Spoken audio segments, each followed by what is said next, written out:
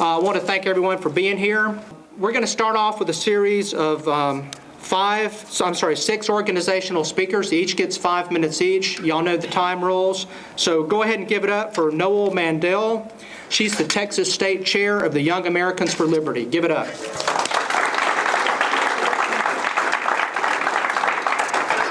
Hi, everyone. Can you hear me? Okay. Hi, everybody. I'm so excited to be here among such influential people, both on a local and national level in our movement. My name is Noel Mandel. I'm a college student, and politics and political philosophy have become more than just a hobby for me. I know and thoroughly understand many of the principles and ideas that is the basis of so much of our interests, but you and I knowing them is not always enough. It is always great and one of my favorite things to do, to debate or converse with other like-minded individuals about different facets within our movement. You may be a classical liberal, and I may be an anarcho-capitalist, and that's great, but it's imperative that we realize our mission. We must spread liberty and grow our movement so that it can reach as many people as possible. Personally, I feel that the best venue for me to do that in is outreach to other young Americans and college students. Our generation realizes the atrocities that are happening, and we're not accepting it. I have leadership positions in both of the most influential organizations within the Liberty Movement for youth, and that is out there right now. These two organizations help students with running meetings, tabling, and leadership transitions, as well as provide students with resources such as free books, pro-liberty films, and other materials for on-campus activism. As a campus coordinator for Students for Liberty and a state chair for Young Americans for Liberty, I have the training and the resources needed in order to cultivate the movement in Houston and the Texas area to be all that it can be. I believe that young people want to learn how to deal with things that they know are a problem in our government and political system. They understand that things like the Patriot Act, the NDAA, and the drug war are completely unacceptable. They realize that the two-party system is flawed and that the people that we have elected aren't representing us. They know that we need to be doing something different, and things aren't changing like they expected or hoped for. It's important to seek out these individuals and to encourage them to connect with, join, or start pro-liberty groups. As a whole, we libertarians are an informed crowd. We know what's going on, we know what's wrong with what's going on, how we should fix it, and what our idea of a perfect society would be. But our ideas go over people's heads sometimes. We need to focus on our approach and how we can relate to those that don't understand what's going on as much as we do, or who just don't care as much as we do. Although having the awareness and the understanding is the first essential step, knowing isn't always enough. Each of us can be doing something. While my strength is growing the Liberty Movement with the youth, there are things that everyone can be doing. Ideas can be as simple as putting out libertarian yard signs and joining local meetup groups, to throwing yourself into the deep end and actually running for office. I would say the most important thing to remember is to be mindfully approachable. Our goal is not to only educate, but welcome in new people to the movement and create a desire in them to tell others about our philosophies. Being friendly, informative, non-confrontational, and rational will win people over. Americans are already disillusioned and disgusted with politicians. We can offer them something different if we remember everyone takes a first step somewhere on the road to liberty. Enthusiasm and kindness are contagious. If we work together in the spirit of liberty and enthusiasm, our message will spread like wildfire throughout the nation. We're equipped to inform them and help them work their way into being the activists that we are. Hopefully, alongside with fellow liberty-minded citizens, we can seek out those who might be open to learning more about this fantastic thing called liberty, and they will join us in the fight to reestablish what is right and work towards a better future. Thank you.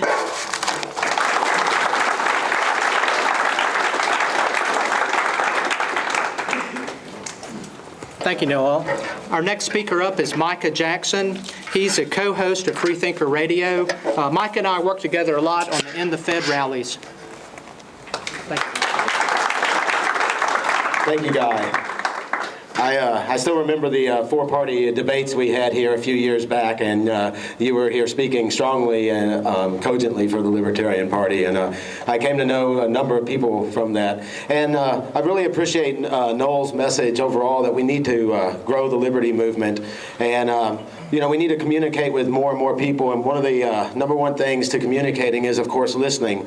So, it's something that I had to learn. I spent most of my time since I got out of the service working for corporate America, Schlumberger, and El Paso Natural Gas, and I went to school at night, and I did that forever, so I kind of had blinders on in dealing with people. So when I started working with a group of people known as the Houston Free Thinkers, we get out and we do things, and we meet people, and we go everywhere from an Occupy event to a Tea Party event to a straw poll to this, and we get out and we listen to people and we talk to people, and we discover that everybody somehow has an analog to a liberty issue. And if you just wait for it, they'll give you that moment. When I was putting together, what am I going to say here? I've ranted against the war and the Federal Reserve and on and on and on, and I figure everybody here is already on that page. So, I think the biggest message we can get is if we get up and we do something, every small bit counts. And I spend a lot of time every week doing this, but every time I get tired, something new happens and something very exciting happens. And this morning we were honored on Freethinker Radio to have a in-house visit by Gary Johnson, and I was very, very flattered to experience that and to hear such cogent, strong arguments. And everywhere I look, it seems like Gary Johnson is polling better than any other Libertarian Party presidential nominee yet, and that's very exciting for the party. And I think that as I was saying about getting up off the couch, that's what a lot of people in the movement are doing in all types of different ways. And this party's as legitimate as any other. So, we give a voice to anybody running, and maybe more legitimate if you even have to have a party at all, instead of just a loose group of people that come together knowing this is a liberty issue and this is a liberty issue. And that's one of the things we do with Freethinker Radio and with the Houston Free Thinkers is we've tried to find solutions, rather than just go out in front of the Fed on a bi-weekly basis and tell people about the bills, which thank goodness H.R. 459 passed. And I hope any Senate candidate here and anybody concerned about that gets after the Senate right away. We've got 26% of the Senate, and we can get more. And, we went to visit Cornyn's representative over this issue just last week, the group from the Free Thinkers, myself included. And I really hope that y'all could take the time to go to who represents me and contact your senators. And maybe, in the way I look at it, every senator is my senator at this point. So let them know that you support that if you do, and I am sure most of you do. But, back to what I was originally saying, it's about getting out of your comfort zone. It's meeting people you may not normally meet in your job or in your academic pursuits or in your entrepreneurial endeavors, whatever it may be. And as the more you do, the more it happens. There's times you're spending. This candidate doesn't make it. You're staying up late on these committees. What you're fighting for doesn't make it. But you make connections with people, and through that, different things happen.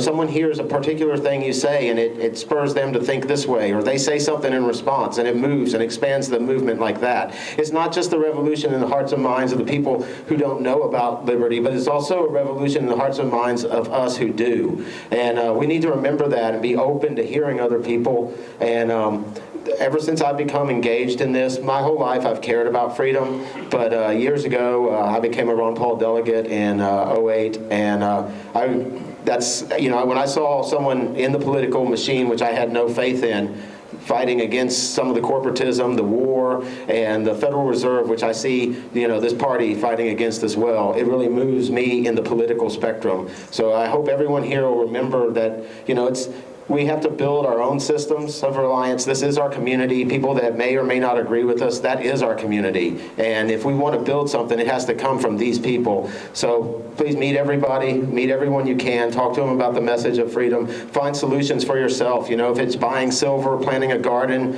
doing something, support this in your friends. Even if it's a small step, it's something. Doing something is freedom. It's taking responsibility for your time and trying to create something. And I hope you all check out our interview with Gary Johnson on Freethinker Radio Tuesday, and I appreciate all your time today listening to this. Thank you very much.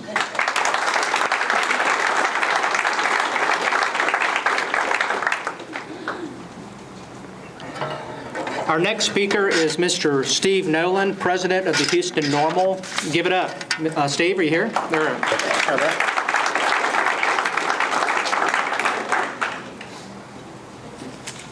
Hey, how's everybody doing out there? I'm Steve, president of Houston Normal. We're the Houston chapter of the National Organization to Reform Marijuana Laws. I want to thank the Libertarians for having me out today. We're at a turning point in the war on drugs as more and more people, they realize the devastating effect that this war is having on people.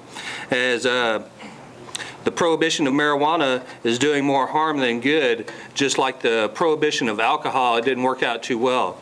But Americans, they don't want a perpetual war on drugs. They don't want to pee in a cup to get a job. You should be judged by your actions, not what you consume, like a plant like marijuana. But candidates that support reforming marijuana laws can win elections. And yeah, just ask Ron Paul. And candidates that support marijuana law reform know that leaving the marijuana market in the hands of the cartels, it just fuels their turf war so that they can keep their more market share. But highlighting that, next Sunday we're going to be participating in a Caravan for Peace. It's a caravan that's heading across America. It's going to end up in Washington, D.C. It's headed by renowned poet Javier Cecilia, and it's going to highlight some of the hypocrisies and some of the tragedies that accompany this war on drugs. We'll have different speakers, families of victims that have lost their loved ones in the war on drugs and to incarceration, as well as the drug war violence. But we have a table over there if you want to visit that. We got some flyers and things that we're hoping to get people out. We're expecting around 400 people out. I'd like to see 4,000 people, because the war on drugs, it affects just about everyone in some way or another. But let's vote out reefer madness and vote in some saner drug policies and support candidates that support regulating marijuana like alcohol. Thank you.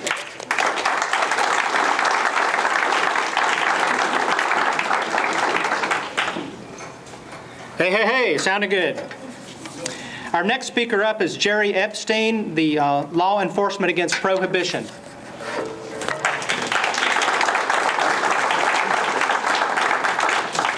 I am a speaker for Law Enforcement Against Prohibition, which is founded by people who had spent their lives enforcing these laws and recognizing they'd made a terrible mistake. And so I'd like to tell you a little bit about one person who knew it early. His name is August Vollmer. And Vollmer is known today as the father of modern policing, or modern law enforcement. And one of the interesting facets of his life is that he spent most of his life during that period when both cocaine and heroin and so forth were all legal.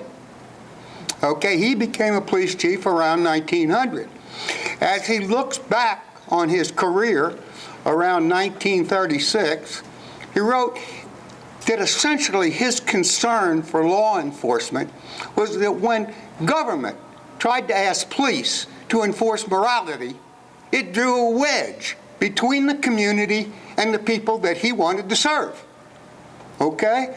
And he said addiction is a medical problem. Police are never going to be able to solve a medical problem. And if you want a more effective, more efficient police force against the sort of crimes that we all want to be protected against, get this burden off of us. It's also the greatest source of corruption. His reward for speaking truth in 1936 was that marijuana was added to the list of drugs in 1937. Okay, with the fairy tales. So by 1973, we have our first and only National Commission to look at the history of the war on drugs. And their report in 1973 said, this is a fiasco. You have not done anything to improve this problem in 60 years. You could almost read their report word for word now 40 years later, and nothing much would have changed a bit about what they had to say. And a portion of that said, you know, you have a national policy based on sound bites fit for media consumption. Sound familiar? Okay.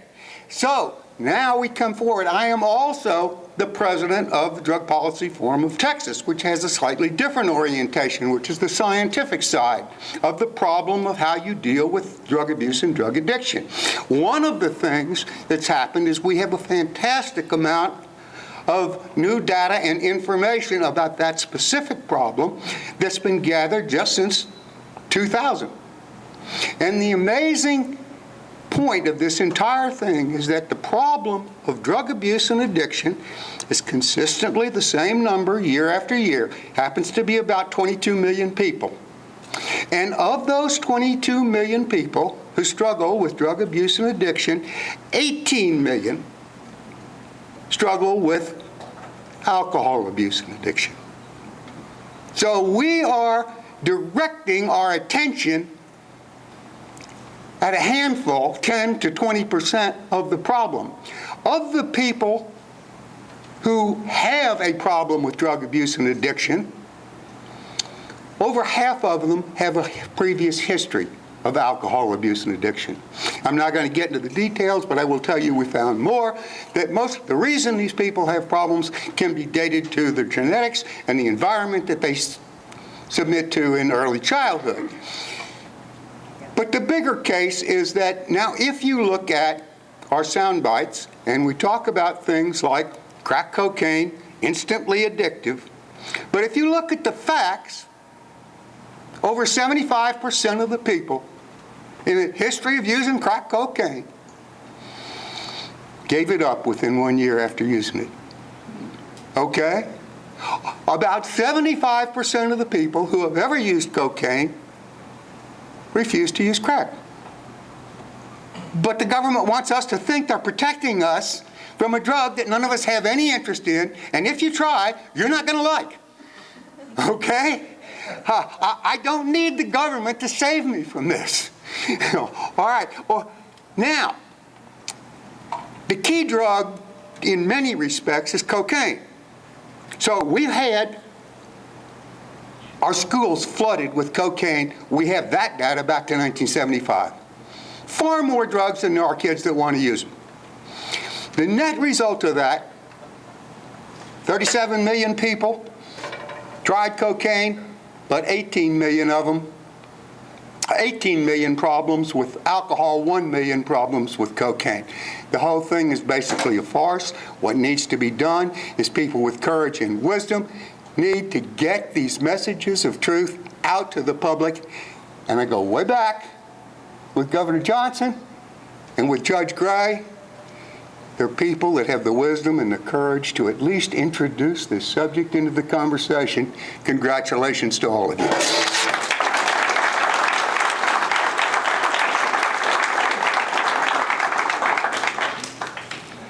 Thank you, Jerry.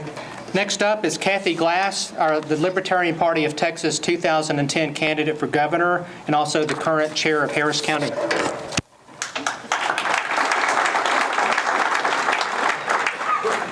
I hope this setup time doesn't go against my time. Okay. Why are we here? I think we're here pretty much for the same reason. We know that our liberty, our Constitution, our country is under assault like never before, and we're going to lose it all if we don't act. Now, these speakers show that we may differ on the how and the what about what you do, but we're united by a common why. And so I give a long version of this speech. I go around the state giving it, and I do the who, what, when, where, and why of why I do what I do. I don't have time for that. Basically, it's focusing on the Libertarian Party of Texas and in Texas because Washington is broken. Austin's broken too. The two-party system is corrupt and broken, and so it is only in Texas with the Texas Libertarian Party that I see we can use this as a vehicle for change and to restore our liberty. Because, you know, some people are trying to work within the Republican Party. Good luck to you, but it's not going to happen because they are owned by the same corporate interest, the moneyed interest, as the other party. So you're not going to get it. You're not going to get what you want. If you want freedom in our time, it is only the Texas Libertarian Party that's going to get it for you. That's my conclusion. But let me just skip to the how I see we can do this, and that's using a tool called nullification. Demanding, insisting that we have our 10th Amendment sovereignty respected and stop this constant barrage of unconstitutional federal acts. They just must stop it. And that's why I say it's only going to happen in Texas, because if we can stop it here, we can stop it everywhere. But that is the method, the only thing that I see, the tool that we have available to us. So what is this thing called nullification? And how does it work in practice? You remember Nancy Reagan said, just say no? Well, it was in a different context, but basically, that's just what you, that's what you do. Most of these unconstitutional acts require the state to act, to participate, to help it happen. So you just don't do it. Like with Obamacare, just don't set up the exchanges. They can't make you. But if you want to get more muscular and vigorous than that, you go a step further and say, not only will we not participate, but we're going to interpose ourselves between unconstitutional federal government and our liberties and our citizens and take affirmative acts to stop it. Like, give me an example. The Bastrop fires last year. The feds come in, tell our firefighters to sit down, go away, and they do it. Well, if we'd had a governor that had a nullification mindset and a good constitutional county sheriff, they would have been down there saying, no, feds, you go away. And if you don't, if you interfere with our firefighters, that is a violation of Texas law, and you will be prosecuted. Now, that's vigorous nullification. But you got to have a third thing, and that's the will to back it up, to not back down. Because some of these things may just get resolved and it goes away. At some point, they may be pushed back to your pushback, and you got to be able to say, no, we mean this, because this is our liberty, this is our country, this is our Constitution that's at stake, and nothing less than just demanding that we will no longer accept these unconstitutional assaults. That's what we've got to do. So that's why I say that's the how. The when, I don't know when you're going to do this, but at some point, events will make it happen. We need to exercise this, I call it a muscular nullification. It's a muscle that has atrophied through disuse. So that's why we need to take these steps like Bastrop fires or TSA pat down. Oh, you know that bill in the special session didn't go anywhere? Proves my point. The what has to be the Libertarian Party, because that was a rigged game. It was never going to go anywhere. It was just a dance, a striptease to give you the feeling that they did hear you and were going to do something. But it didn't happen. It's never going to happen. Republicans have a supermajority in the legislature, and they can't get anything done because they don't want to get anything done because they're run with the same masters. Back to point number 2. But that's why I say we need to exercise this muscle and get used to the idea of defending and resisting unconstitutional federal acts, because there will be some day when the thing's just going to collapse. And they'll even stop the pretense of pretending like our money has value, or like they're following the Constitution, or that the president is not just making dictatorial edicts. They'll just drop the pretense, and then we'll say, okay, it's time to act. It's really past time to act. And then we'll know we have to act, but we better be ready for that. So that's why I say I'm trying to push this concept of nullification.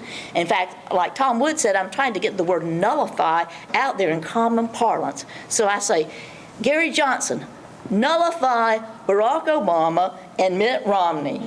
And John J. Myers, nullify Ted Cruz and what's that other guy's name? Doesn't matter. Welcome to Texas, where the Republicans control everything and the Democrats don't even have names. But we're going to change that. Thank you.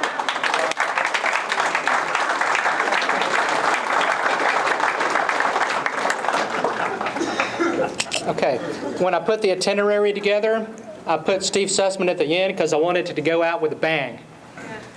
He is one of the most passionate speakers I know. I'm sure he's got his microphone in his hand. He's probably not going to use this. So give it up, Steve. Come on. Thank you, Guy. Give it up for Guy McClendon for working his butt off out here. And give it up for John J. Myers. We must get this man into the senatorial debates. He will wipe the floor with Ted Cruz, and that's what I'm banking on. So I don't want a CFR and Goldman Sachs candidate. I think we've seen the result of enough of that in our country. Our government's a joke. Kathy Glass stole one of my points, but the Democrats and the Republicans are owned by the same folks. And you can look that up on opensecrets.org if you don't believe me. I was supposed to come out here and talk about fiat currency, about 1913, about income tax, but if you're here, you know all about that. You see me speak every year with Guy at the end of the Fed rallies, and we work hard to do all that. what I'm coming to speak about is we need to step a little bit more out of our comfort zones. We're being taken as a joke. The press is ignoring us, and we need to get on them like white on rice. The two-party dictatorship has to be over with. We need to get a little bit more aggressive in this country if we want to be heard. It wasn't all about money back in 1776. I'm sorry, it wasn't. These guys were supposedly rich, but I doubt they ran all over the countryside in a bus or an airplane trying to get constituents. My thing is, it's not whether I win or lose. It's how many people you can educate, how many minds you can open up.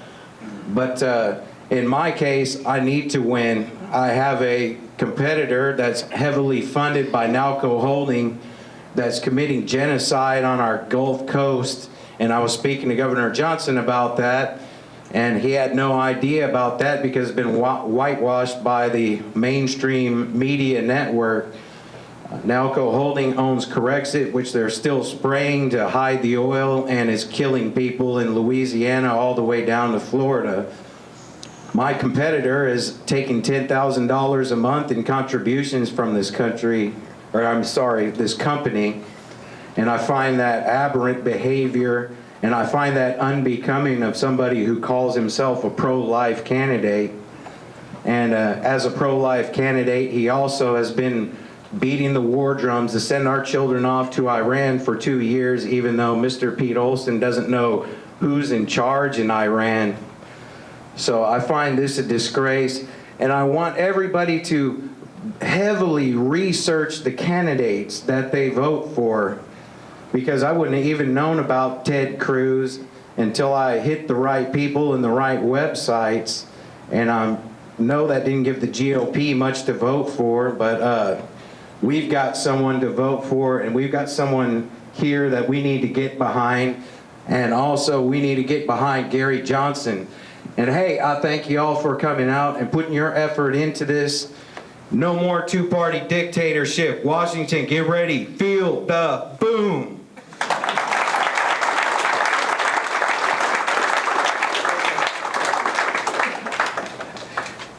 Did you hear that boom? The next speaker up is Mr. John J. Myers, the Libertarian Party candidate for the Texas United States Senate for representing Texas. Mr. Myers is also a member of the Libertarian Party National Committee, representing the region stretching from Alabama to Texas. So if y'all would please give it up for John J. Myers.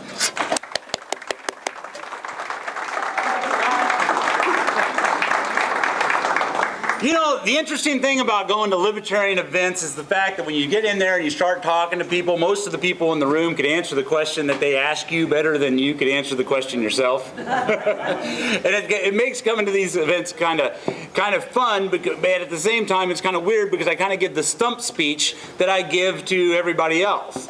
And for instance, 2 days ago I went to go to a Green Party event, and there's actually, that was yesterday. I went to a Green Party event.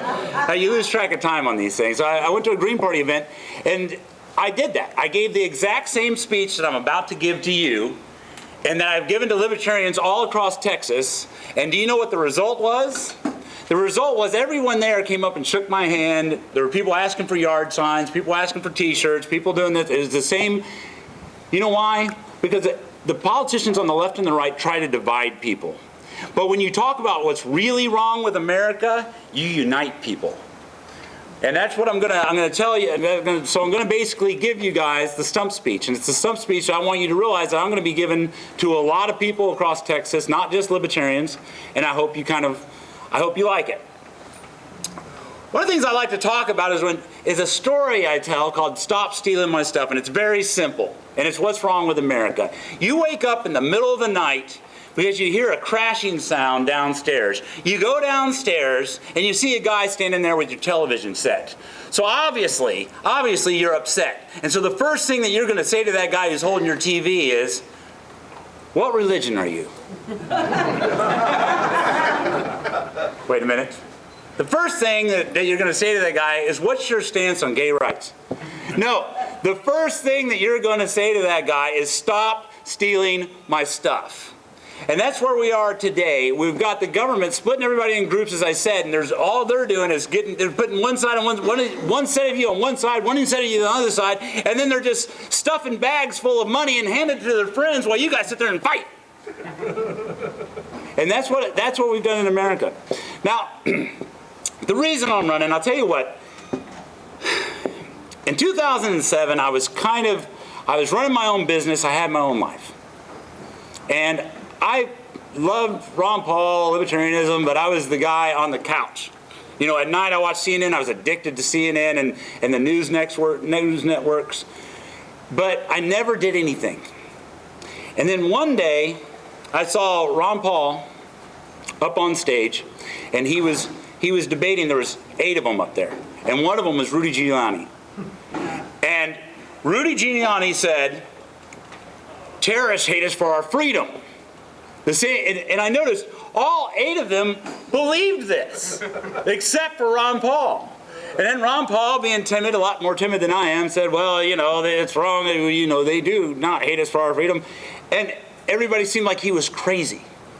And that's when I said, I have to do something, because that's not crazy, that's common sense. I mean, if you believe that terrorists hate us because we're free, you should not be allowed to serve in public office. You should maybe serve in a mental institution. You may have to wear a rubber mat on your head to keep you from doing harm to yourself or others. That's what happens if you believe that terrorists hate us because we're free. Terrorists do not hate us because we're free. Terrorists hate us because we're in their countries, installing puppet dictators, stealing their resources, and forcing democracy through the barrel of a gun. That is why terrorists hate us. We spend $1.1 trillion being the world's police, and our army is the equivalent of the next 16 armies put together. Who are we geared up to fight? Space aliens? What would be the point? What are you going to do with a $2 billion battleship to stop a guy from putting a bomb in his underwear? How is that going to work? Shouldn't you just think, why is that guy putting a bomb in his underwear? That would be the key. And when you have an entire political class that does not understand what is going around the world and why these people feel the way they do about it, you're never going to solve that problem. Another thing I'd like to talk about is corporatism in America. And you all know what that is. You know, you don't have to explain that to libertarians, because libertarians unfortunately have to explain to people that what we have in America right now is not capitalism. What we have in America right now is not a free market. We don't have these things, but everybody believes that we do. And then people from the left will pin the problems that we have on the free market. And the Republicans are just idiots that pretend that they're going to do something, but they never do. When they have the opportunity to do something, they don't do it. Now, in the latest Republican primary, you know, normally in Texas, now I realize there's a slight chance that I might not win, but they had the Republican primary, and the battle was between David Dewhurst and Ted Cruz. David Dewhurst, an oil and gas guy who used to work for the CIA, and Ted Cruz, whose wife is in the CFR. She's a vice president of Goldman Sachs, and he worked for Bush's domestic policy, and he was the political outsider. So the political outsider, upstart Tea Party guy, you know, gets the full momentum of the Tea Party behind him, when in fact this guy is as political insider as you get. So in this battle royale, it was the banks versus the oil companies, and the banks won. But if I had told you that those were the two characters in this play, like I was going to write a story about politics, and I was going to say one's a CIA oil and gas guy and the other guy is Goldman Sachs, you'd go, oh man, you can't use that, that's too cliche. You can't use those characters in your novel? That is too cliche. So, anyway, oh boy, I hate not having my notes. But the other thing, one of the main reasons that I am running, now Ted Cruz ended up winning, and we've got to do something about it. We've got word to spread that we've got a message that would appeal to the Tea Party. Because how did the Tea Party start? How did the Tea Party get its start, really? Well, Yeah, but it was what fired up that entire thing. It was the bailouts. It was the bailouts, right? Everybody was mad about the bank bailouts. And then how did Occupy get its start? The banks. So both of these things that we talked about on the left or the right were both mad about what? The banks. And now we've got people like Paul Ryan, Eric Cantor, John Boehner, Pete Sessions, Mitch McConnell. These guys are the heroes of the Tea Party. The heroes. These guys all voted for the bailouts. What world do we live in where these guys who all vote for the bailouts, the stimulus, TARP, the Patriot Act, and NDAA, these are the heroes of the Tea Party? How is that possible? But the Tea Party doesn't even seem to know that. So is it the news channels that bring... Okay, don't answer that question. Obviously, it is the news channels. We have to be our own news channel. We have to get our own information out there. We have to share the information about our candidates and Gary Johnson so people know that there is a different choice. One of the main reasons that I'm running for office, besides the other two main reasons that I'm running for office, is that I'm a libertarian. I believe that you should be able to live your life as you see fit. You should be able to eat, drink, or smoke whatever it is that you want. You should be able to marry whoever you want. It's not my business to tell you what to do. It's not government's business to tell you what to do. And those are the kind of things that I'd be fighting for. I have a little story that I like to tell. I was sitting outside of my bar, and I was having the argument that you guys have had with someone about marijuana before.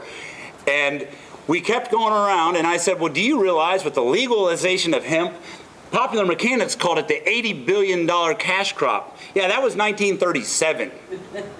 You know, you can make oil and fabrics, you can make clothes, you can make plastics, it can just grow it. You'd have to smoke a house of it to get high, but somehow we made it illegal. And I tell the guy this, and he says, it doesn't matter. Marijuana makes you hungry, stupid, and lazy. All right? Well, do you realize that it costs $40,000 a year to lock someone up for smoking pot, and then we have to pay this, and you have to pay this, so you care so much. I mean, hand me your wallet, because you care so much about this guy, you want to keep him in jail so he doesn't smoke pot on his couch. Is that how it doesn't matter, because marijuana makes you hungry, stupid, and lazy. And we went back and forth. Okay. I've had it. So you're telling me that we have had a 40-year war against hungry, stupid, lazy people, and we can't win it. I think it's time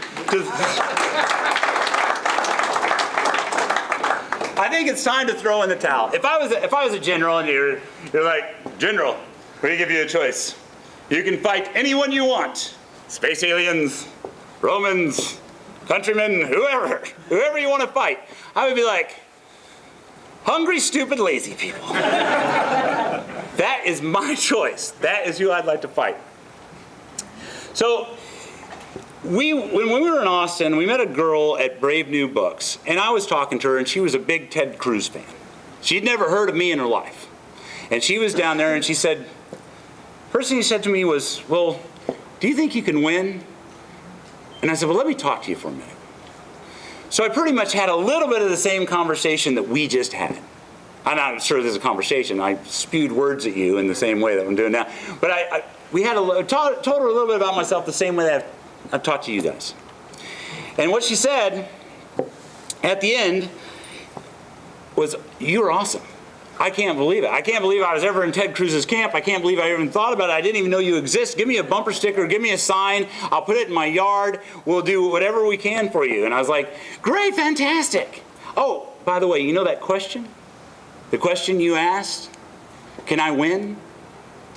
I just did. Because every time that we spread a message that's the message that I'm talking to you guys about, every time that we win one more person over, we win. We all win. The Libertarian Party wins. Every time Gary Johnson gets someone to go, I get it. So whenever we donate to Gary Johnson, whenever you donate to the Libertarian Party, whenever you donate to me, you're putting people out there that people might say, I get it. I see what's wrong. And then we win. Maybe that's a little win. But with a collection of little wins and people whose minds have been won over to the idea that the two-party system is completely broken, then we will actually start winning elections. And people like Sterling Russell, who is awesome, by the way,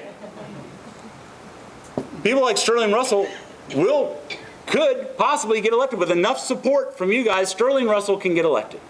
Because a state rep race, make sure I got it right, yes, I knew I had that. With a state rep race, it's a winnable race. With enough people door knocking, it's a winnable race. You can do something. Sometimes there's a slight chance, everybody, that I might not win. Slight chance. But along the way, I win every day. And along the way, it's winning for us. Last thing that I want to leave you with, because they won't let me introduce Gary Johnson anymore. Because every time that I try to introduce Gary Johnson, I get so excited because I've seen his resume, I know what he's all about, and I exaggerate stuff. He has not laid the hammer down more times than Thor. He did not climb Mount Everest with no legs. So they stopped allowing me to introduce him, but I want to leave you with this. There are people out there that say that libertarians are extreme. Okay? I am not extreme. It's not extreme to believe that spending $1.1 trillion a year to be the policeman of the world. It's not extreme to think that our president shouldn't be allowed to kill people without a trial. It's not extreme to think that we shouldn't have bailed the banks out to a tune of $26 trillion as reported by the Wall Street Journal, but no one seems to know. It's not extreme to think any of these things. I am not extreme. Our government is extreme.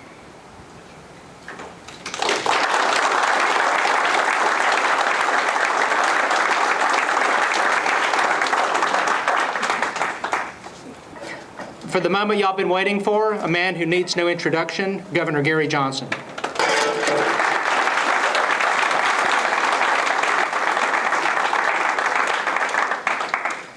I would like all of you to know that I have been an entrepreneur my entire life. Since I've been 17 years old, I've paid for everything that I've had in my life. When I was 17, I started working construction jobs because those were the highest paying jobs. When I was a junior in college, I started a one-man handyman business in Albuquerque, me. And I grew that business to over 1,000 employees in 20 years, in 1994. It's amazing what happens when you show up on time, when you do what you say you'll do for people, when you do a little bit more than what you say you'll do for people. And it was very high tech, electrical, mechanical, plumbing, pipe fitting, architects, engineers. I sold that business in 1999. Nobody lost their job, and it allows me to have a full-time unpaid job running for President of the United States. I had never been involved in politics prior to running for governor of New Mexico. Complete outsider. I went and I introduced myself to the Republican Party 2 weeks before I announced my candidacy for governor. What they said was, wow, we really like you. We like you, we like what you've got to say. You know, we're an inclusive party, so we're going to make you a part of this entire process. You can be part of the debates, the discussions, the meetups. You know, we're an open group here. But you just need to know that you will never get elected. That it's not possible to come from completely outside of politics and get elected governor in a state that's 2-to-1 Democrat. Well, I got elected. I'd like to think it was based on what I had to say, which was I was going to bring a common sense business approach to state government. Best product, best service, lowest price. Isn't that what government can provide? Can't government provide a level playing field for all of us?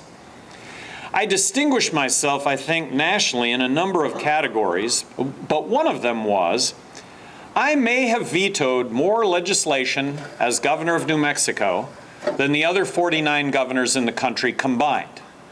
I vetoed 750 bills while I was governor of New Mexico. I had thousands of line item vetoes as governor of New Mexico. I took line item veto to a new art form. It made a difference when it came to billions of dollars worth of spending.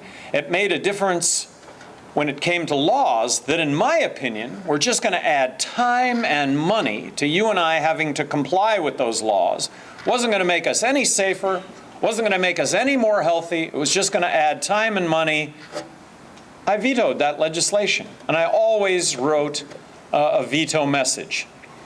I think the ultimate arbiter of whether or not that was good or bad was in a state that was 2-to-1 Democrat. I got reelected by a bigger margin the second time than the first time. I just think it speaks volumes to the fact that people really do appreciate good stewardship of tax dollars. I joke about this, but it's true. In New Mexico, people wave at me with all 5 fingers, not just one. My favorite bill that I vetoed was a dog and cat exercise bill that, but for my signature, would have been law in New Mexico. It was a Republican bill. I was an equal opportunity vetoer, by the way. 2/3 of the legislature was Democrat, 1/3 of the legislature was Republican. 1/3 of the bills I vetoed were Republican bills. Unofficially, I vetoed 100 bills that the legislature put out where the vote in the legislature was 117-0, and I vetoed the legislation and it got sustained. And I took on the debate and the discussion that went along with the fact that the sky was going to fall and the world was going to end. Well, it didn't end and the sky didn't fall. But back to the dog and cat exercise bill. A Republican bill comes to my desk, a bill requiring pet stores to exercise their dogs and cats 2 hours a day, 3 times a week. On my veto message, I said, this is a great idea. This is a terrific business practice. But this should be a business practice. This shouldn't be a law, because if I sign this into law, the next thing I'm going to have to do is fund the dog and cat exercise police. I am the Libertarian nominee for President of the United States. I think what's very significant is there are only going to be 3 candidates on the ballot in all 50 states: Barack Obama, Mitt Romney, and myself. There are other third-party candidates, but none of them are going to come close to 50 state ballot access. So when I talk about my opponents here, I'm talking about Mitt Romney and Barack Obama. I am the only candidate running that doesn't want to bomb Iran. I'm the only candidate running that wants to get out of Afghanistan tomorrow and bring the troops home. I'm tired of our military interventions with unintended consequence. The unintended consequence is we have hundreds of millions of enemies to this country that, but for our military interventions, we would otherwise not have.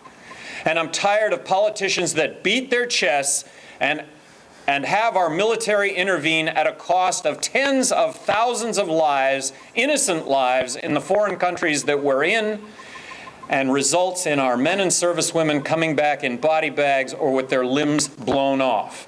As President of the United States, that's not going to be what I leave in my wake. I'm the only candidate that would not have signed the National Defense Authorization Act, allowing for detainment and arrest without being charged. This is why we fought wars. I'm the only candidate that wants to repeal the Patriot Act. I'm the only candidate that wants to end the drug wars now. I'm the only candidate talking about marriage equality from the standpoint of it being a constitutionally guaranteed right on par with civil rights of the 60s. I am the only candidate that believes we need to balance the federal budget now, not 30 years from now, but now. And balancing the federal budget now means cutting $1.4 trillion worth of spending from our budget now. And if we don't do it, we're going to find ourselves in the midst of a monetary collapse. What's a monetary collapse? It's when the dollars in our pocket don't buy a thing because of the ensuing inflation that goes along with borrowing and printing money to the tune of 43 cents out of every dollar we spend. It means addressing the entitlements, Medicaid, Medicare. Social Security is really a problem that is pale in comparison to all of this. Social Security is absolutely savable. It's about cutting the military by 43%. It's about saying, yes, we need a strong military defense. We need a strong national defense. Defense, though, here is the operative word, not offense and not nation building. I am the only candidate advocating abolishing the income tax, corporate tax, and the IRS, and replacing all of this with one federal consumption tax. In this case, I am embracing the fair tax, which, if you look at it, ends up to be cost neutral over a very short amount of time.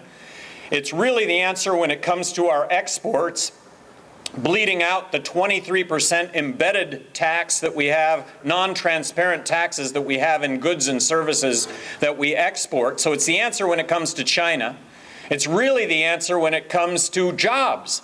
In a zero corporate tax rate environment, if the private sector doesn't create tens of millions of jobs, I don't know what it takes to create tens of millions of jobs. There's a big, big difference here between myself and the other candidates. I'd like to point out some things that have occurred during this presidential cycle. One is the ACLU, a group dedicated to civil liberties, a group dedicated to the first 10 amendments of the Constitution. They came out with a report card on all the presidential candidates. And this is really important. Mitt Romney and Rick Santorum out of, by the way, 24 Liberty Torches was a perfect score. Mitt Romney and Rick Santorum, 0 Liberty Torches out of 24. Newt Gingrich, 4 Liberty Torches out of 24. Barack Obama, 16 Liberty Torches out of 24. Ron Paul, 18 Liberty Torches out of 24. Gary Johnson, 21 Liberty Torches out of 24. They also did a study on which presidential candidate had the best record when it came to jobs.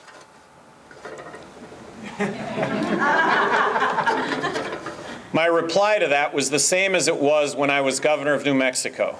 I didn't create a single job as governor of New Mexico, but I did create an environment where the private sector operated with certainty. I appointed the heads of all the agencies. I appointed the boards and commissions. I controlled all rules and regulations got better on a daily basis with just a root in common sense.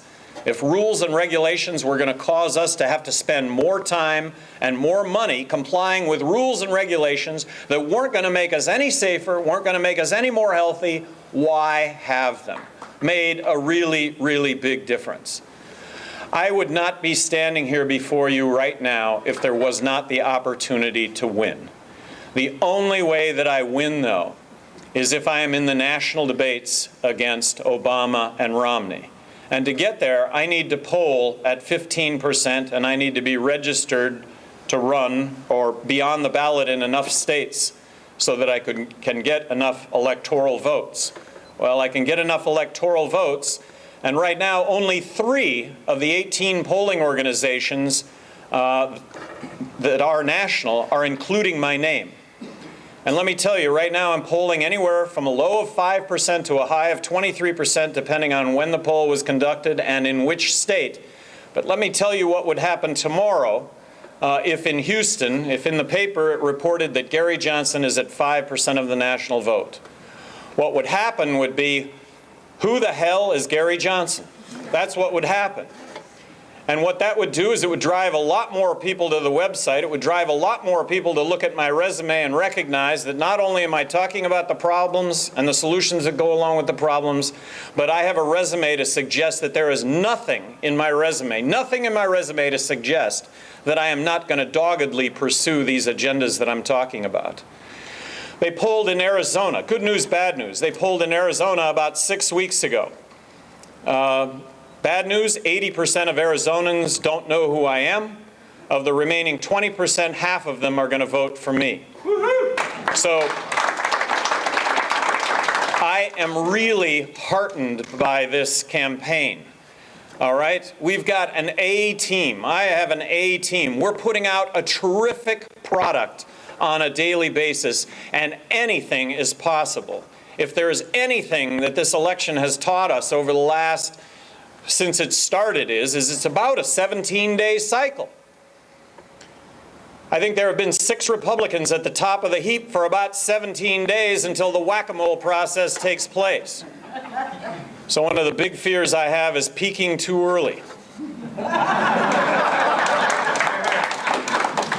All this has to do is take effect the middle of October, and this is very, very possible. But something else I really recognize is that every one of you, if given the opportunity, would be doing what I'm doing right now. But I've been given this opportunity. I'm trying to make the best of it. Ron Paul and I believe, are basically talking about the same message. Here in a couple of weeks, Ron Paul's candidacy is going to officially come to an end, and who then becomes the spokesperson for liberty and freedom? Well, it would be the Libertarian nominee for president, and that happens to be me. So I take this role very, very seriously. This country is in deep, deep trouble, and it's going to require mutual sacrifice on all of our parts if we're going to right the ship. Thank you all for your activism. Thank you for being here this evening. I would also like to point out that there is a website, isidewith.com. How many of you have seen it? isidewith.com. If you write it down, get online, isidewith. You answer 36 questions. It's easy. It only takes about 5 minutes. 1.4 million Americans have done this to this point. You answer the questions, and at the end, it pairs you up with the candidate most in line with your views. Based on the 1.4 million people who have taken this test, I'm the next president of the United States. So, speaking with a broad brushstroke, I think the majority of Americans in this country are fiscally responsible and socially accepting. Where is the representation to that? Democrats have failed us when it comes to dollars and cents, and you know what? They've failed us when it comes to civil liberties. Republicans are horrible on civil liberties, and they've failed us when it comes to dollars and cents. We have a $16 trillion debt. $8.5 trillion of that is the responsibility of Democrats. $7.5 trillion of that is the responsibility of Republicans. Tell me how a vote is wasted by voting your conscience and voting for someone who will actually make a difference. Isn't voting for someone who isn't going to make a difference, who's the lesser of two evils, isn't that throwing away your vote? So what I'm asking everybody to do, is just ask your friends to give this a look. That's all. Ask your friends to get online, isidewith.com. Take the test. And by the way, you could be a homeless person and identify the problems that exist in this country. You could be a homeless person and identify the solutions that need to go along with the problems that we have. Apparently, Romney and Obama can't do the second, but a homeless person could. But a homeless person can't run for president of the United States. You have to have a resume to do that. And I want to suggest to you that there's no give here. There's no give here. There's no stop in what we're doing. And that's the investment that you're making here, is an investment in somebody who won't stop, who won't give up, and will continue to articulate, to argue, to debate, and discuss all of these issues. Thank you very, very much.